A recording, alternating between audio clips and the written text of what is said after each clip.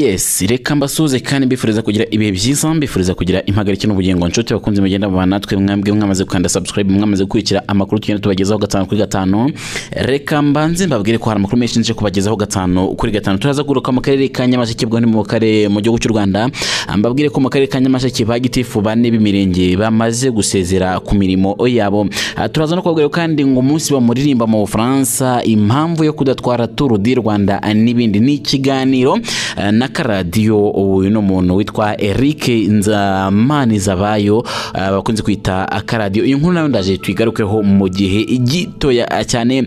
Hanyuma kandi indi nkuru ndaza kugarukiraho ikomeye cyane abantu benshi bakomeje bibaza mu bitangazamakuru bitandukanye. Ni inkuru ikivugwa yuko nyakubahwa Perezida Felix Antoine Tshisekedi Tshilombo ngo yaba amaze gusimbuka indi coup d'etat mu masaha ya nimugoroba. Iyo nkuru nayo ndaza kuyigarukaho mu gihe gitoya cyane. Ubwo ninjya mu mahanga ya kure ndakubwira ko Zelensky yaciye amarenga ko atazemera amasezerano y'amabuye y'agaciro ya Amerika ishaka. Ndabutse ko Amerika nyine iri gushaka ibintu bigendanye n'amasezerano na Zelensky kugira ngo bikoreshe amabuye y'agaciro yiwe nimara ko yakoresha hanyuma bibe inzira imwe yo kugira ngo amahoro n'umutekano cyangwa se abe supported kuri iyi ntambara arimo ararwana. Hanyuma rero reka mbahe ikaze mbabwira ngo mukande subscribe ubundi tugenda neza cyane gatanu kuri gatanu. Ndabashimiye, reka twihute.